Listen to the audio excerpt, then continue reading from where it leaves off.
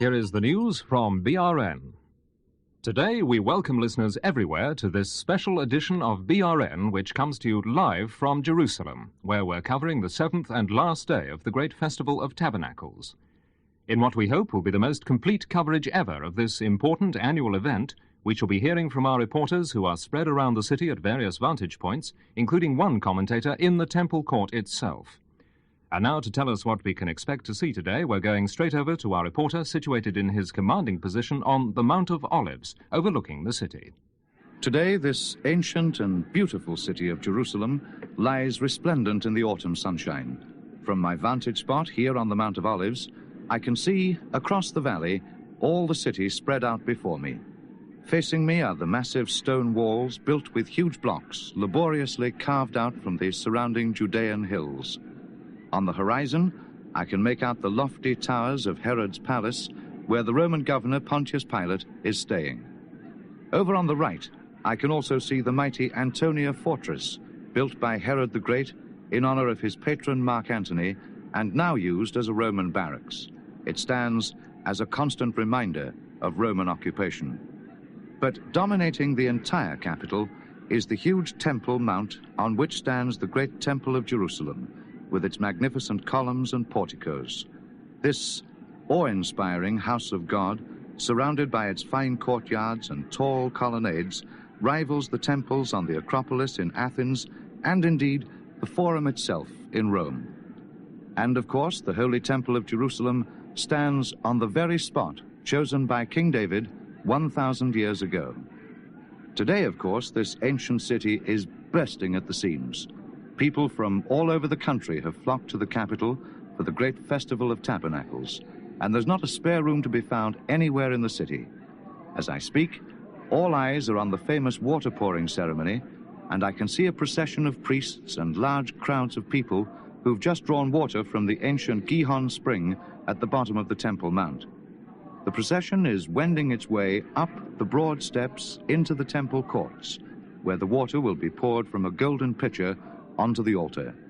This beautiful ceremony to pray for rain, coming as it does after the long, dry summer, is accompanied by music and song, and the people are carrying the traditional palm branch and citron fruit.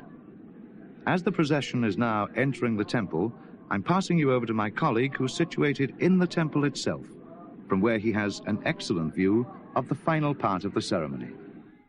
This water-pouring ceremony used to be a very tense occasion in Jerusalem. 100 years ago, it resulted in a violent clash between the Sadducee high priest and the Pharisees, in which many people were killed. The Pharisees, who are the popular teachers and champions of the people, originated this ritual. The Sadducees, the party of the priests and the wealthy establishment, would not accept the water-pouring ceremony simply because it's not mentioned in the law of Moses. But today, the conflict has been resolved and we don't expect any trouble. The procession has now passed into the temple, and I can just see the high priest pouring the water into the silver funnel by the side of the altar as the choir chants psalms and prayers.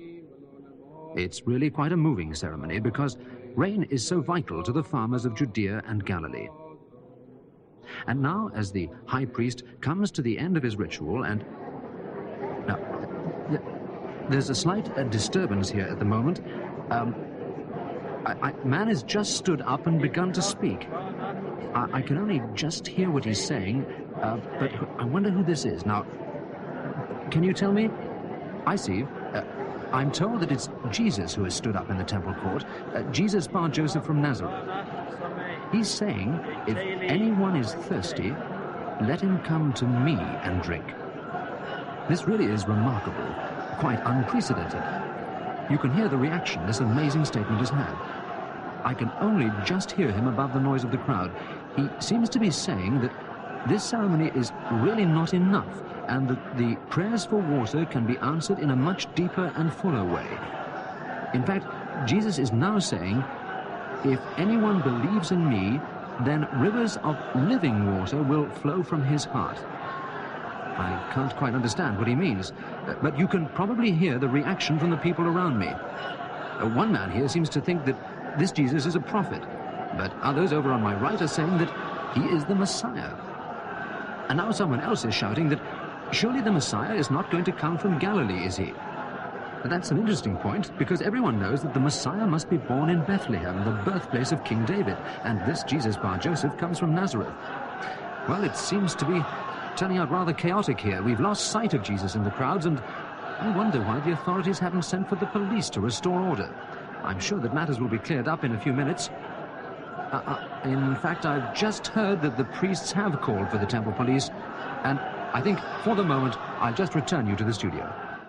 Well, that's certainly an unexpected turn of events. We'll be keeping in touch with our reporter at the temple, and we'll let you know if there are any further developments.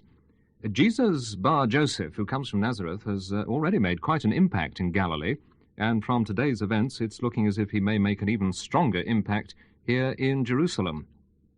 Jesus' appearance and action today is even more surprising, as very little has been heard of him since his rather abrupt departure from the scene of the famous feeding of the 5,000 some time ago.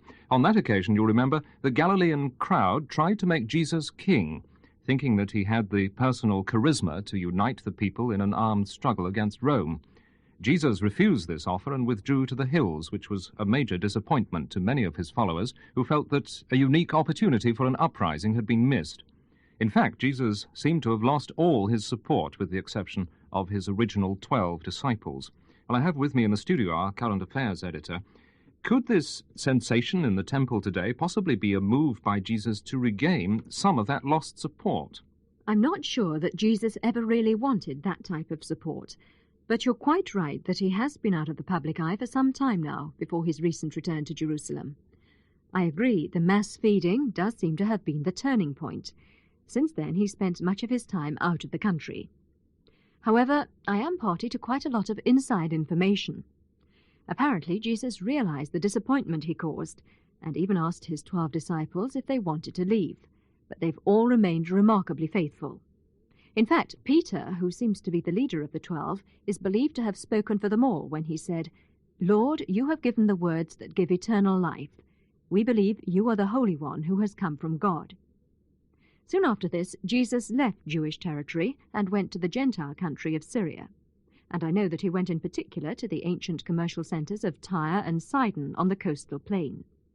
The idea for the trip seems partly to have been to get away from the Galilean crowds with their enthusiasm for rebellion. But such was his reputation that even there people sought him out. On one occasion, when food was nowhere to be found, Jesus performed another miracle by feeding 4,000 hungry people with just a few fish and 7 loaves of bread. After this, Jesus, still largely avoiding Galilee, headed north again to the foothills of Mount Hermon, a region of great beauty, long sacred to the Greeks. I've been told off the record that at this point Jesus seems to have made a startling revelation to his disciples. He asked his disciples who they thought he was, and when they replied that he was the Messiah, he began to warn them that his mission was something totally different to what they'd been expecting. Far from being glorious and triumphant, as the Messiah is expected to be, Jesus would go the way of suffering and death. Apparently, the disciples found this very hard to accept. After all, everyone knows that the Messiah must usher in God's glorious kingdom, so it's rather difficult to understand quite what Jesus meant. But we do know that this event seems to have been of great significance.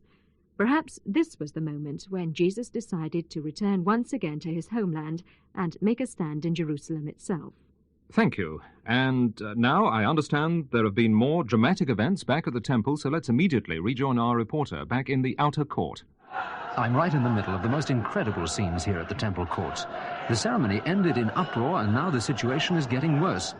The temple police are expected at any moment, but in the meantime, the crowd is divided into 2 noisy groups. Many people are shouting furiously that Jesus should be forcibly removed from the temple area, but there are others who are loudly defending his right to speak. The amazing thing is that although people are close to blows here, no one seems to have yet even tried to lay hands on Jesus, even those who want him violently removed. Just a moment. Yes, I can see some shoving at the back of the crowd. It looks like, yes, the temple police have arrived. They're forcing their way through the crowd to Jesus. The disturbance should be over in a few minutes now, once Jesus is arrested. But this is extraordinary. The police cordon seems to have encircled Jesus, and one of the officers is talking to him, although I don't really see what there is to talk about. I really don't understand the delay. The police don't seem yet to have laid a hand on Jesus. Jesus is talking to them. I'm afraid I can't hear what they're saying. I'll try and get a little nearer. Well, this is quite extraordinary. The police seem to be retiring. They've not arrested him. The police are leaving the temple precincts, and Jesus is just walking calmly away through the crowd, who seem to be transfixed, amazed. I just don't understand this. It's quite incredible, but there it is, it's happened. And now, from the temple precincts in Jerusalem, back to the studio. Well, sensation upon sensation today in Jerusalem. With me now is our political correspondent, who I hope can help explain these remarkable and unexpected developments. Well, there is no doubt that Jesus has made a very dramatic return into the public eye. And from the way he's talking now, it does seem as though we can expect further confrontations with the religious authorities. Furthermore, I think I can explain why Jesus has chosen the occasion of today's water-pouring ceremony to challenge both the Pharisees and the Sadducees. First of all, one must understand that the Pharisees and Sadducees are both old and traditional factions, which have been in opposition for almost 200 years. The main difference between them is that the Sadducees believe only in the written law, namely the 5 books of Moses. The Pharisees, on the other hand, believe in both the written law and also what they call the oral law, traditions which have been handed down by word of mouth from father to son for many generations. The water-pouring ceremony was formerly a conflict between Sadducees and Pharisees, because it is only the oral law and not part of the written law. Jesus picked this ceremony for a reason. He was offering a new meaning to the water-pouring ritual, which neither the Pharisees nor Sadducees had given. He chose his words very carefully. Jesus said, "If anyone is thirsty, let him come to me and drink." What I think Jesus meant was that the water-pouring ceremony will not, of itself, bring rain and prosperity. But Jesus is offering living water that will never fail to meet people's needs. In essence, this was a brilliant move for Jesus to make, to show that his message can give a whole new dimension to the Feast of Tabernacles. But there is no doubt that Jesus' statements will bring him into further conflict with the Pharisees. For instance, he's often been opposed to the Pharisees over the proper observance of the Sabbath. The Pharisees, as you'd expect, have an extremely strict interpretation of the 4th commandment. Remember the Sabbath day and keep it holy. They actually name 39 categories of work which cannot be carried out on the Sabbath, such as lighting a fire, striking with a hammer, or carrying anything from one house to another. Jesus, on the other hand, has always said that the Sabbath was made for man, and not man for the Sabbath. I remember one occasion early in Jesus' ministry when he went into a synagogue, where there was a man with a paralyzed hand. The Pharisees were waiting to see if Jesus would heal the man, thus breaking the Sabbath. When he saw this, Jesus said, "What does our law allow on the 7th day? To help or to harm? To save a man's life or to destroy it?" When the Pharisees didn't answer, Jesus healed the man's hand. Now, the Pharisees have strongly opposed Jesus ever since. And, of course, there have been other similar incidents. Well, I'm sorry to have to interrupt you here for a moment, but news has just come through of a further interesting development in the events surrounding Jesus today. It appears that when the temple police reported back to the high priest and Pharisees that they had refused to arrest Jesus, most of the Pharisees were outraged that their orders had not been carried out and that Jesus was still free. They accused the police of being led astray by Jesus. The report states finally that an influential and highly respected Pharisee called Nicodemus then stood up and suggested that it was wrong to condemn a man without first hearing what he had to say. Would you like to comment on this report? Yes. Well, this is very interesting indeed. It means that an important Pharisee has actually come out in defense of Jesus' right to publicize his views. So today's events can definitely now be looked upon as a victory for Jesus, because not only has he re-emerged strongly in Jerusalem, but he's also gained some support from an influential Pharisee, not to mention half the crowd who were present. He certainly has made a very deep impression on Jerusalem today. Our political correspondent, thank you very much. And now we just have time for a short summary of today's news. In some of the most remarkable scenes ever witnessed during the final day of the Feast of Tabernacles, Jesus today proclaimed to the congregation that they should turn to him for the waters of eternal life. And finally, in an unprecedented disregard of their orders, temple police refused to arrest Jesus. And now, from Jerusalem, goodbye.